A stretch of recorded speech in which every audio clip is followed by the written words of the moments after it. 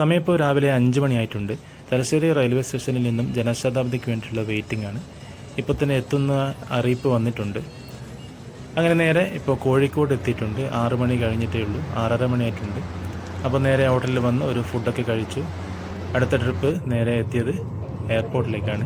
8 മണിക്ക് തന്നെ കോഴിക്കോട് എയർപോർട്ടിലെത്തി. അവിടെ ചെക്കിനൊക്കെ കഴിഞ്ഞ് 11 മണിക്ക് തന്നെ ഫ്ലൈറ്റ് എടുത്തിട്ടുണ്ട്. 10:30 മണിയായിരുന്നു ആദ്യം പറഞ്ഞ ടൈം. 11 മണിയായപ്പോഴാണ് ടേക്ക് ഓഫ് ആയത്.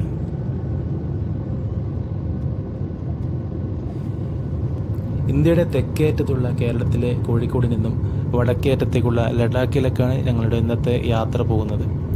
അപ്പോൾ യാത്രയുടെ റൂട്ട് വരുന്നത് കേരളം, ഡൽഹി, അവിടെ നിന്ന് ലഡാക്കിലേക്കാണ് യാത്ര. അപ്പോൾ ഞങ്ങളുടെ യാത്രയുടെ അടുത്ത ഘട്ടമായ ഇപ്പം ബാംഗ്ലൂരിലേക്കാണ് ഇപ്പോൾ ഇറങ്ങിയിട്ടുള്ളത്. 11 മണിക്ക് കോഴിക്കോടിൽ നിന്ന് വിട്ട് 12 മണിക്ക് ബാംഗ്ലൂരിൽ ഇറങ്ങി. അടുത്ത ഫ്ലൈറ്റ് 1 മണിക്കാണ്. പെട്ടെന്ന് തന്നെയാണ് ഫ്ലൈറ്റ്. അപ്പോൾ പെട്ടെന്ന് തന്നെ നേരെ ഫ്ലൈറ്റിലേക്ക് കയറി. അപ്പോൾ ഇവിടെ നിന്നും രാവിലെ ബ്രേക്ക്ഫാസ്റ്റും കിട്ടിയിട്ടുണ്ടായിരുന്നു. ഉച്ചയ്ക്ക് ലഞ്ചും നമുക്ക് ഇവിടെ നിന്ന് കിട്ടിയിട്ടുണ്ട്. എയർ ഇന്ത്യയിലായിരുന്നു പോയത്. നല്ലൊരു യാത്ര തന്നെയായിരുന്നു. യാത്രയുടെ അടുത്ത ഡെസ്റ്റിനേഷനായ ഡൽഹിയിലേക്ക് എത്തിയിരിക്കുകയാണ്. ഏകദേശം 3:30 മണിയായപ്പോഴാണ് ഇവിടെ ഇപ്പോൾ ലാൻഡ് ചെയ്തിട്ടുള്ളത്. ഇന്നിവിടെ പ്രത്യേകിച്ച് പരിപാടിയൊന്നുമില്ല. നേരെ റൂം ബുക്ക് ചെയ്തിട്ടുണ്ട്, അങ്ങോട്ടേക്ക് പോകണം. അപ്പോൾ എയർപോർട്ടിൽ നിന്ന് ഇറങ്ങിയ ശേഷം നേരെ മെട്രോയിൽ കയറിയിട്ടാണ് ഞങ്ങൾ നേരെ റൂമിലേക്ക് പോകുന്നത്. ഇവിടെ എളുപ്പത്തിൽ നമുക്ക് തിരക്കൊന്നുമില്ലാതെ എത്താൻ പറ്റുന്നൊരു മാർഗം കൂടിയാണിത്. അപ്പോൾ ആശ്രം മെട്രോയുടെ അടുത്താണ് ഞങ്ങൾക്ക് റൂം ബുക്ക് ചെയ്തിട്ടുള്ളത്. അങ്ങനെ അവിടെ എത്തി നേരെ റൂമിലേക്ക് പോയി ഒന്ന് ഫ്രഷൊക്കെ ആയതിനു ശേഷം അടുത്ത് തന്നെയായിരുന്നു നിസാമുദ്ദീൻ ദർഗ വരുന്നത്. ഹസ്രത്ത് നിസാമുദ്ദീൻ ദർഗ, നേരെ അവിടത്തേക്ക് പോയി രാത്രി.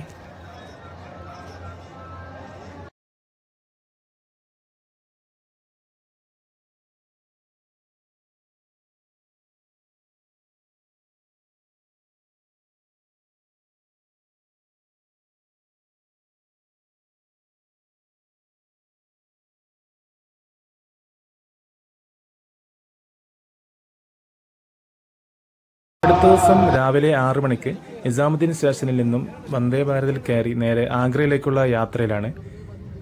അപ്പോൾ ഒരാൾക്ക് ടിക്കറ്റ് ചാർജ് വരുന്നത് 600 രൂപയാണ് ചാർജ് വന്നത്, വിത്ത് മോർണിംഗ് കോഫി അടക്കമായിരുന്നത്. അപ്പോൾ നേരെ 7:45 ആഗ്രയിൽ എത്തുമെന്നാണ് കാണിച്ചിട്ടുള്ളത്. അപ്പോൾ കറക്റ്റ് ടൈമിന് തന്നെ ഞങ്ങൾ ആഗ്രയിൽ എത്തിയിട്ടുണ്ടായിരുന്നു. ഞങ്ങൾ സ്റ്റേഷനിൽ നിന്ന് തന്നെ ഒരു ടാക്സി പിടിച്ചു. ഏകദേശം 2200 രൂപയാണ് ചാർജ് പറഞ്ഞിട്ടുള്ളത്. അവിടെ ആഗ്ര ഫോർട്ട്, അതുപോലെ താജ്മഹൽ, അതുപോലെ ഏകദേശം ആഗ്ര ടൗണിൽ നിന്ന് 40 കിലോമീറ്റർ അകലം വരുന്ന ഫത്തേപൂർ സിക്രി കൂടെ ഉൾപ്പെടുത്തിയിട്ടാണ് ഈ ചാർജ് വരുന്നത്. ആഗ്ര ഫോർട്ടും അതുപോലെ താജ്മഹലിലേക്കൊക്കെ ഇപ്പോൾ മെട്രോ സർവീസ് അവൈലബിൾ ആണെന്നാണ് കേട്ടിട്ടുള്ളത്. പക്ഷെ ഞങ്ങൾ ഈ ഫത്തേപൂർ സിക്രിയും കൂടി ഉള്ളതുകൊണ്ടാണ് ടാക്സി എടുത്തിട്ടുള്ളത്. പുറത്ത് 3 കവാടങ്ങളാണുള്ളത്. അതും കഴിഞ്ഞ് അകത്തേക്ക് വരുമ്പോൾ പ്രധാന കവാടവും കഴിഞ്ഞ് താജ്മഹലിൻ്റെ ഭംഗിയുള്ള കാഴ്ച നമുക്ക് ഇവിടുന്ന് കാണാൻ പറ്റുന്നുണ്ട്.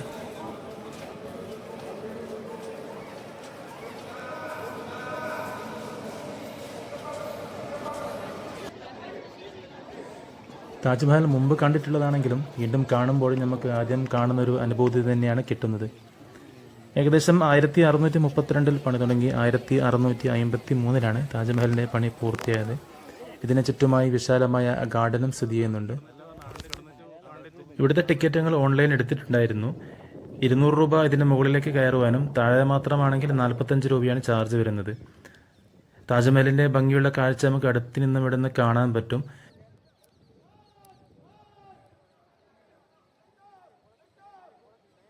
ഇന്ത്യൻ, പേർഷ്യൻ, അറബിക് ശൈലിയിൽ ഭംഗിയായ രീതിയിൽ വെള്ള മാർബിളിൽ ചെയ്ത കൊത്തുപണികളും അതുപോലെ ഒരുപാട് ഖുർആൻ സൂക്തങ്ങളും ഇതിൽ എഴുതിയതായി നമുക്കിവിടെ കാണാൻ പറ്റുന്നുണ്ട്.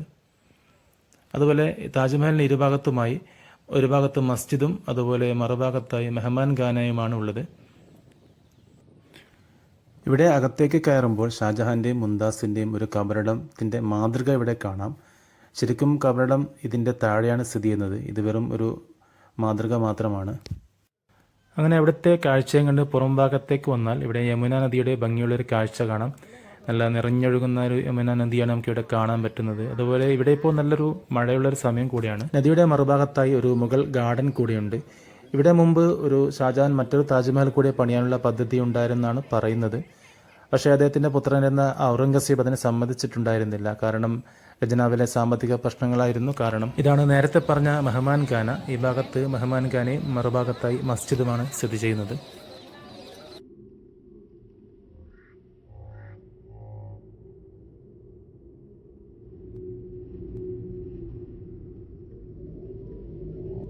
ഇനിയിപ്പോൾ അത്യാവശ്യം ചെറുതായിട്ട് മഴയൊക്കെ പെയ്യുന്നുണ്ടായിരുന്നു.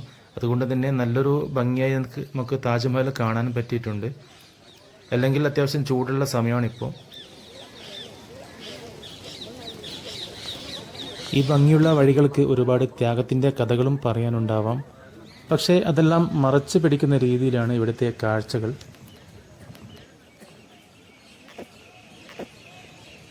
അങ്ങനെ വീണ്ടും വരണം എന്ന ആഗ്രഹത്തോടു കൂടി ഈ ഭംഗിയുള്ള കാഴ്ചയിൽ നിന്നും ഞങ്ങൾ പടിയിറങ്ങുകയാണ്. അങ്ങനെ അടുത്ത യാത്ര നേരെ ആഗ്ര ഫോർട്ടിലേക്കാണ്. ആഗ്രയിലെ അടുത്ത വിസ്മയമായ ആഗ്ര ഫോർട്ടിലാണ് ഇപ്പോൾ ഞങ്ങൾ എത്തിയിരിക്കുന്നത്. താജ്മഹലിൽ നിന്നും ഏകദേശം 2.5 കിലോമീറ്റർ മാത്രമേ ദൂരമുള്ളൂ ഇവിടത്തേക്ക്. 1565 അക്ബറാണ് ഇതിൻ്റെ പ്രധാന നിർമ്മിതികൾ ആരംഭിച്ചത്. അതിനുശേഷം അദ്ദേഹത്തിൻ്റെ പുത്രന്മാരായിരുന്ന ജഹാംഗീർ, അതുപോലെ ഷാജഹാൻ തുടങ്ങിയവരും പല കൂട്ടിച്ചേർക്കലുകളും ഇവിടെ നടത്തിയിട്ടുണ്ട്. താജ്മഹൽ വെള്ള മാർബിൾ കൊണ്ടാണ് നിർമ്മിച്ചതെങ്കിൽ ഇവിടെ ചെങ്കല്ല് കൊണ്ടാണ് നിർമ്മിതികൾ കൂടുതലായും നമുക്ക് കാണാൻ പറ്റുന്നത്.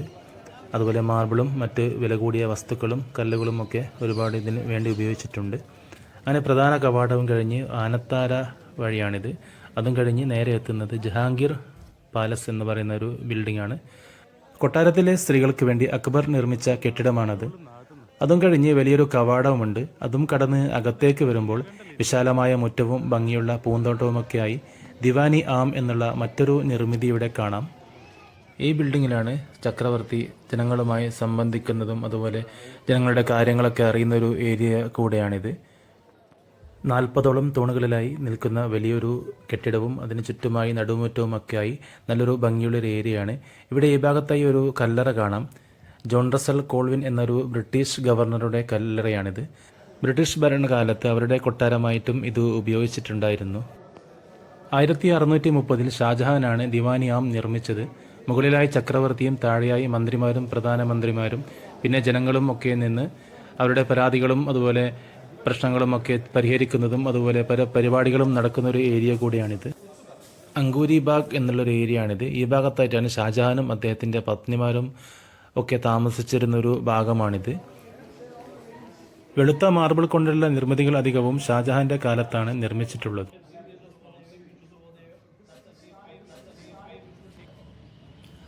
അതും കഴിഞ്ഞ് മുകളിലേക്ക് വരുമ്പോൾ ഇവിടെ നിന്നും കോട്ടയുടെ വിശാലമായ ഒരു വ്യൂ നമുക്ക് ഇവിടെ നിന്ന് കാണാം. അതിന് ചുറ്റുമായുള്ള ചുറ്റുമതിലിൻ്റെയും അതിനപ്പുറം യമുന നദിയുടെയും ഒരു ഭംഗിയുള്ളൊരു കാഴ്ച നമുക്ക് ഇവിടുന്ന് കാണാൻ പറ്റുന്നുണ്ട്. കോട്ടയിൽ നിന്നും 2.5 കിലോമീറ്റർ ദൂരമുള്ള താജ്മഹലിൻ്റെ ഭംഗിയുള്ള കാഴ്ച നമുക്ക് ഇവിടുന്ന് കാണാൻ പറ്റും. ആ രീതിയിലാണ് ഷാജഹാൻ താജ്മഹൽ പണി കഴിപ്പിച്ചത്. ഈ ഭാഗത്തായിട്ടാണ് മുംതാസും ഷാജഹാനും ഒന്നിച്ച് കഴിഞ്ഞിരുന്ന കെട്ടിടമാണിത്. ഷാജഹാൻ ചക്രവർത്തി അദ്ദേഹത്തിൻ്റെ അവസാന കാലഘട്ടങ്ങളിൽ താമസിച്ചിരുന്ന കൊട്ടാരത്തിൻ്റെ ഒരു പ്രധാന ഭാഗങ്ങളാണിവിടം.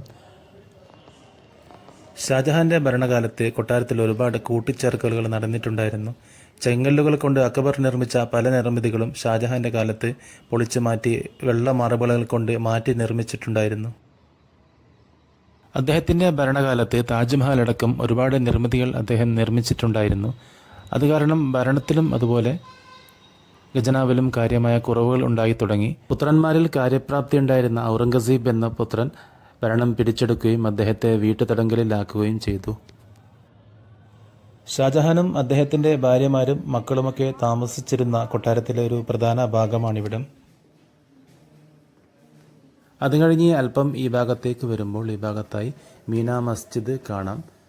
ഇതും ഷാജഹാന്റെ കാലത്ത് പണി കഴിച്ചതാണ്.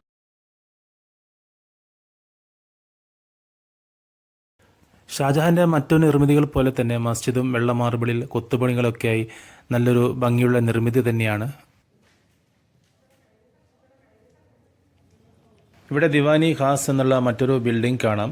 ഷാജഹാൻ കൊട്ടാരത്തിലെ മന്ത്രിമാരുമായും അതുപോലെ ഉയർന്ന ഉദ്യോഗസ്ഥരുമായും ഒക്കെ ചർച്ചകൾ നടത്തുന്ന കൊട്ടാരത്തിലെ പ്രധാനമായ ഒരു ഭാഗം തന്നെയാണിത്. അതിലിവിടെ 2 ഇരിപ്പിടം കാണാം. ഈ കറുത്ത നിറത്തിൽ കാണുന്നത് ജഹാംഗീറിൻ്റെതും അതുപോലെ വെള്ള മാർബിളിൽ കാണുന്നത് ഷാജഹാൻ്റെതുമാണ്.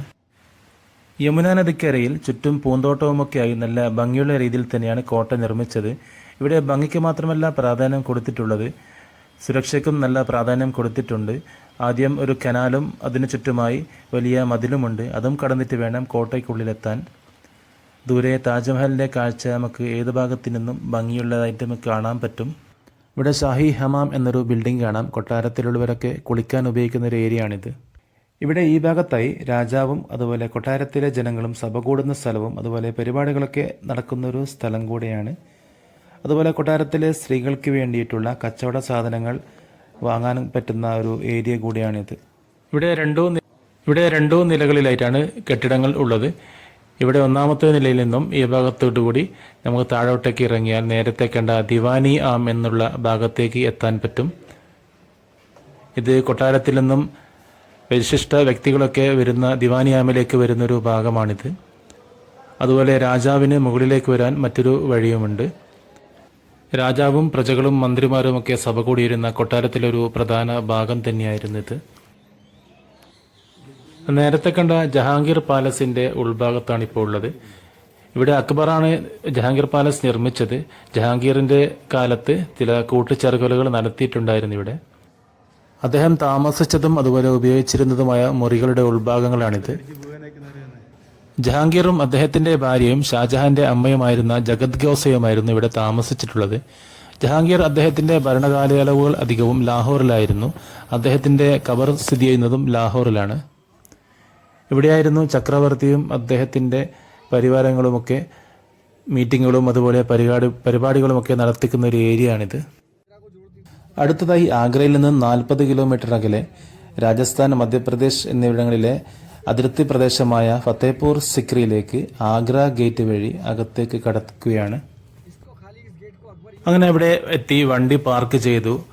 ഇവിടെ നിന്നും ഒരു ഗൈഡിനെയും കിട്ടി. 500 രൂപയാണ് ചാർജ് പറഞ്ഞത്. അതുപോലെ അടുത്തതായി ഒരു ബഗ്ഗിയിൽ കയറി. ബഗ്ഗിക്ക് ചാർജ് വന്നത് 30 രൂപയാണ്. നേരെ ഫത്തേപൂർ സിക്രിയുടെ കൊട്ടാരത്തിന് അടുത്തേക്ക് പോവുകയാണ്. പോകുന്ന വഴിയിൽ നമുക്ക് മീന ബസാർ കാണാം. ഇവിടെ മുഗൾ ഭരണകാലത്തൊക്കെ കച്ചവടമൊക്കെ നടത്തിയിരുന്ന സ്ഥലമാണിത്. ഫത്തേപൂർ സിക്രിയിൽ 6 കിലോമീറ്റർ നീളത്തിൽ ചുറ്റുമതിലും 9 ഗേറ്റുകളും ഉണ്ട് അകത്തേക്ക് കടക്കുവാൻ വേണ്ടി. അങ്ങനെ ടിക്കറ്റ് എടുത്തു 50 രൂപയാണ് ഒരാൾക്ക് ചാർജ് വരുന്നത്. നമുക്ക് നേരെ കയറി ചെല്ലുന്നത് ദിവാനി ആം എന്നുള്ളൊരു ഭാഗത്തേക്കാണ്. അക്ബറിന്റെ ഭരണകാലത്ത് ഒരു കോടതി പോലെ പ്രവർത്തിച്ചിരുന്ന കൊട്ടാരത്തിൻ്റെ ഒരു ഭാഗമാണിത്. ഈ ഭാഗത്തായി രാജാവ് ഇരിക്കുകയും താഴെ ജനങ്ങളുടെ പ്രശ്നങ്ങൾക്ക് പരിഹാരങ്ങൾ നൽകുന്നൊരു ഭാഗമാണിത്. അതും കഴിഞ്ഞ് അകത്തേക്ക് വരുമ്പോൾ ദിവാനി ഖാസ് എന്നുള്ള മറ്റൊരു ബിൽഡിംഗ് കാണാം. അക്ബർ അദ്ദേഹത്തിൻ്റെ വിശിഷ്ട വ്യക്തികളുമായും അതുപോലെ മറ്റ് രാജാക്കന്മാരുമായും ഒക്കെ മീറ്റിംഗ് നടത്തുന്നൊരു ഏരിയ ആണിത്. ഇതിൻ്റെ മധ്യഭാഗത്തായി രാജാവും അതിൻ്റെ ചുറ്റുമായി അതിഥികളും ഇരിക്കുന്ന രീതിയിലാണ് ഇത് രൂപകൽപ്പന ചെയ്തിട്ടുള്ളത്. അക്ബർ മറ്റു മതങ്ങളെ ബഹുമാനിക്കുകയും അതിനെക്കുറിച്ച് പഠിക്കാറുമുണ്ടായിരുന്നു. അദ്ദേഹത്തിൻ്റെ നിർമ്മിതികളിലും മറ്റു മതങ്ങളുടെ ശൈലികൾ അദ്ദേഹം കൊണ്ടുവരാറുണ്ടായിരുന്നു.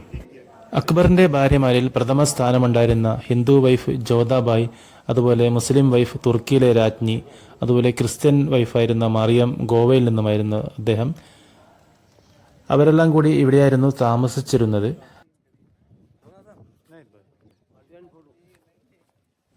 അക്ബർ രാജാവിന് കൊട്ടാരത്തിൽ ഏറ്റവും ഇഷ്ടമുള്ള സ്ഥലങ്ങളിലാണ് ഇവിടം.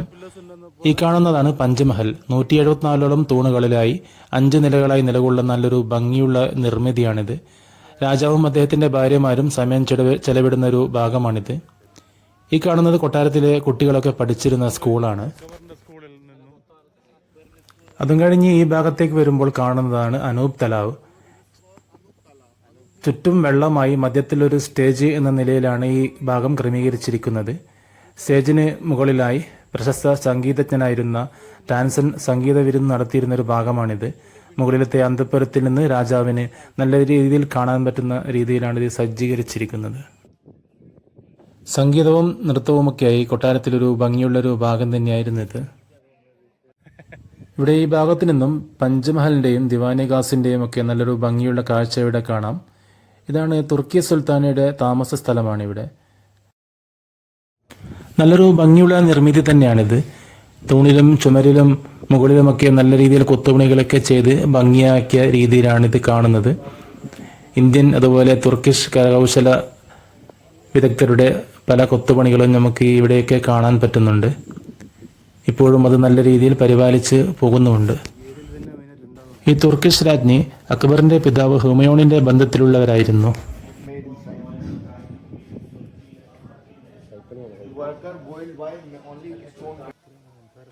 ഇവിടെ ഇപ്പോൾ ചെറുതായിട്ട് മഴ ചാറുന്നുണ്ട്. ആ മഴയുടെ ഭംഗിയോടൊപ്പം കൊട്ടാരത്തിൻ്റെ ഭംഗിയും കാണാൻ വേറെ തന്നെ ഒരു രസമാണ്. അക്ബറിൻ്റെ കാലത്ത് കൊട്ടാരത്തിലെ ഏറ്റവും ആക്റ്റീവായിട്ടുള്ള സ്ഥലങ്ങളായിരുന്നു ഇവിടം. നൃത്തവും പാട്ടും പല വിനോദങ്ങളും അതുപോലെ വിദ്യയുമൊക്കെയായി വളരെ ഭംഗിയുള്ള നാളുകളായിരുന്നു ആ സമയത്ത്.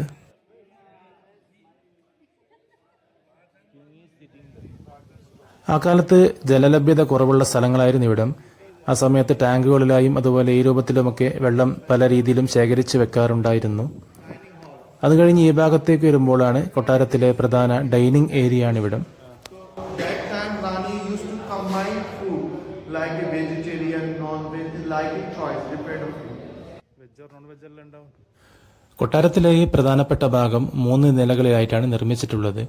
ഇതിന്റെ മുകൾ ഭാഗത്തായിരുന്നു രാജാവിന്റെ പ്രധാന അന്തഃപുര വരുന്നത്. അതുപോലെ ഈ താഴ്ഭാഗത്തും രാജാവിന്റെ മറ്റൊരു മുറിയുണ്ട്. ഈ ഭാഗത്ത് ഒരു വലിയൊരു ബെഡ് സ്പേസ് നമുക്കിവിടെ കാണാം. 6 അടിയോളം ഉയരത്തിലായി 10 അടി നീളം വരുന്ന രീതിയിലാണ് കല്ലിന്റെ കട്ടിൽ നിർമ്മിച്ചിരിക്കുന്നത്. താഴ്ഭാഗത്തായി വെള്ളത്തിൽ റോസാപ്പൂവൊക്കെ ഇട്ട് അതുപോലെ നല്ല രീതിയിൽ വെന്റിലേഷനൊക്കെ ചെയ്ത് ചൂടുകാലത്തും തണുപ്പ് കിട്ടുന്ന രീതിയിലാണ് ഇത് നിർമ്മിച്ചിരിക്കുന്നത്. അതുപോലെ മുകളിലേക്ക് കയറാനായി ചന്ദനത്തിൽ തീർത്ത പടികളും ഉണ്ടായിരുന്നു.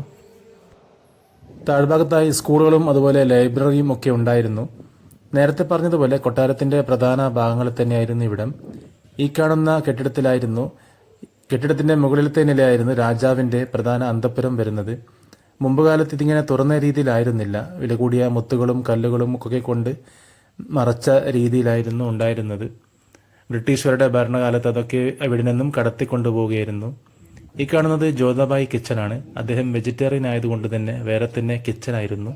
രാജാവിന്റെ പ്രധാന പത്നിമാരായിരുന്ന ജോധാബായി അതുപോലെ തുർക്കി സുൽത്താന, മറിയം സുൽത്താന അവർക്കൊക്കെ വേറെ വേറെ പാലസുകൾ ഉണ്ടായിരുന്നു ഇവിടെ. ഇത് മറിയം സുൽത്താന എന്നവരുടെ പാലസ് ആണെന്നാണ് പറയുന്നത്. ഇവിടെ കാണുന്നത് അവരുടെ മേക്കപ്പ് റൂമായിരുന്നു. ആ സമയത്തൊക്കെ ഗോൾഡൻ പെയിന്റുകളൊക്കെ കൊണ്ട് നല്ല രീതിയിൽ ഭംഗിയാക്കി വെച്ചിരുന്നതാണ്. ഇതൊക്കെ ഇപ്പം കുറേ മാഞ്ഞു പോയിട്ടുണ്ട്. അതുപോലെ അവർ വരച്ചൊരു പെയിന്റിംഗ് ആണിത്. ഇത് നമുക്ക് ചെറിയ രീതിയിലൂടെ കാണാം. അവർ ഉപയോഗിച്ചിരുന്ന റൂമുകളും ഒക്കെയായിരുന്നു ഇവിടെ ഉണ്ടായിരുന്നത്. ഈ കാണുന്നതാണ് ജോധാബായി പാലസ്. അക്ബർ ചക്രവർത്തി ആഗ്രയിൽ നിന്നും കൊട്ടാരം ഫത്തേപൂർ സിക്രിയിലേക്ക് മാറ്റാൻ ഒരു പ്രധാന കാരണമുണ്ടായിരുന്നു. അദ്ദേഹത്തിന് ഒരു പുത്രൻ ഉണ്ടായിരുന്നില്ല. അതിന്റെ ദുഃഖം അദ്ദേഹത്തിനെ വല്ലാതെ അലട്ടിയിരുന്നു. അദ്ദേഹം എല്ലാ മതങ്ങളെയും അംഗീകരിച്ചുകൊണ്ട് തന്നെ അദ്ദേഹം വൈഷ്ണോദേവി ക്ഷേത്രത്തിൽ ആദ്യം പോയി, പിന്നീട് അജ്മീർ ദർഗയിൽ പോയി, അതുപോലെ മറ്റു പല സ്ഥലങ്ങളിലും പോയിട്ടും അദ്ദേഹത്തിന് യാതൊരുവിധ ഫലവും ഉണ്ടായിട്ടില്ല. പിന്നീട് ഫത്തേപൂർ സിക്രിയിൽ സലീം ചിസ്തി എന്നൊരു സൂഫിയബരിയനെ പറ്റി അറിയുകയും അദ്ദേഹത്തെ കാണുകയും അതിന്റെ ഫലമായി ഒരു ജഹാംഗീർ എന്നൊരു പുത്രൻ അദ്ദേഹത്തിന് ജനിച്ചു. അതിന്റെ ഫലമായി ആണ് അദ്ദേഹം ഇവിടെ ഫത്തേപൂർ സിക്രിയിൽ ഒരു കൊട്ടാരം പണിതാൻ ആരംഭിച്ചത്. അക്ബറിന്റെ പത്നിമാരിൽ പ്രിയപ്പെട്ടവളായിരുന്ന ജോധാബായി പാലസിന്റെ അകത്താണ് ഇപ്പോൾ ഞങ്ങളുള്ളത്. ഇവിടെ ജോധാബായിക്ക് വേണ്ടി സമ്മർ പാലസ് അതുപോലെ വിന്റർ പാലസ് എന്ന രീതിയിൽ 2 കൊട്ടാരങ്ങൾ ഉണ്ടായിരുന്നു. അതുപോലെ അമ്പലങ്ങളും അതുപോലെ വേറെ തന്നെ കിച്ചണുകളൊക്കെയായി നല്ല രീതിയിലായിരുന്നു ഇവിടെ ഈ കൊട്ടാരം പണിതിട്ടുള്ളത്. 1571 ഇവിടെ ഫത്തേപൂർ സിക്രിയിൽ അദ്ദേഹം കൊട്ടാരം പണിയാൻ ആരംഭിച്ചത്. ഏകദേശം 14 വർഷത്തോളം മുഗൾ സാമ്രാജ്യത്തിന്റെ തലസ്ഥാനമായിട്ടും ഇവിടെ പ്രവർത്തിച്ചിരുന്നു. ഇത് പാലസിനകത്തെ രാജ്ഞിമാർ ഉപയോഗിച്ച റൂമുകളും അതുപോലെ തോഴിമാർ ഉപയോഗിച്ച റൂമുകളൊക്കെയാണ് ഇവിടെ ഉള്ളത്. ഈ ഭാഗത്തായി നമുക്ക് രാജ്ഞി ഉപയോഗിച്ചിരുന്ന അമ്പലം കാണാം. ഇവിടെ ഇപ്പോൾ വിഗ്രഹം കാണാനില്ല. ഇവിടെ പുറത്തേക്ക് വരുമ്പോൾ ഒരു ചർച്ച് കാണാം. ക്രിസ്ത്യൻ വൈഫായിരുന്ന മറിയം ഉപയോഗിച്ചിരുന്ന ചർച്ചാണെന്നാണ് പറയപ്പെടുന്നത്. ഇവിടെ കൊട്ടാരത്തിൽ ജോധാബായിക്ക് വേണ്ടി അമ്പലവും അതുപോലെ മുസ്ലിം വൈഫിനും അക്ബറിനൊക്കെ ഉപയോഗിക്കാൻ വേണ്ടി പള്ളികളും അതുപോലെ ക്രിസ്ത്യൻ ചർച്ചുകളുമൊക്കെ അദ്ദേഹം ഇവിടെ നിർമ്മിച്ചിട്ടുണ്ടായിരുന്നു. കൊട്ടാരത്തിന്റെ ഒരു ഭാഗത്ത് നിന്നും പുറത്തേക്ക് വരുമ്പോൾ നമുക്കിവിടെ വലിയൊരു ഗേറ്റ് കാണാം. ബാദ്ഷാ ഗേറ്റ് അഥവാ അക്ബർ ചക്രവർത്തി ജമാ മസ്ജിദിലേക്ക് വരാൻ ഉപയോഗിച്ചിരുന്ന ഗേറ്റാണ് ഇവിടം. സൂഫി വര്യനായിരുന്ന സലീം ചിശ്തിയുടെ വെള്ള മാർബിളിൽ തീർത്ത മക്ബറയും അതുപോലെ ജമാ മസ്ജിദും അതുപോലെ ഈ ഭാഗത്തായി ബുലന്ദ് ദർവാസ എന്ന ലോകത്തിലെ ഏറ്റവും വലിയ പ്രവേശന കവാടം ആണെന്ന് പറയപ്പെടുന്ന ഗേറ്റും നമുക്കിവിടെ കാണാം. അക്ബറിന്റെ പ്രധാന ആത്മീയ ഗുരുവായിരുന്ന സലീം ചിശ്തിയുടെ കബറിടമാണ് ഇവിടെ കാണുന്നത്. അദ്ദേഹത്തിന്റെ മരണശേഷം അക്ബറാണ് ഈ വെള്ള മാർബിളിൽ തീർത്ത കബറിടം നിർമ്മിച്ചത്.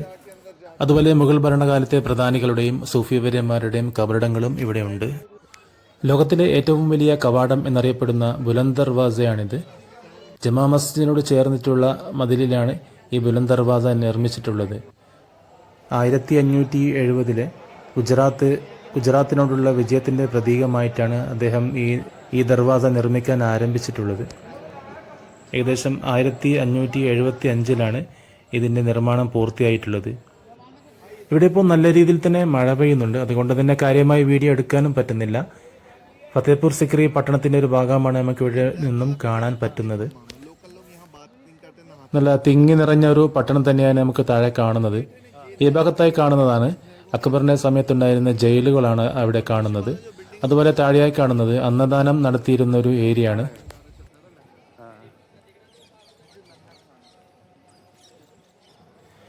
ഈ ബുലന്ദ് ദർവാസയ്ക്ക് 40 മീറ്ററോളം ഹൈറ്റ് ഉണ്ട്.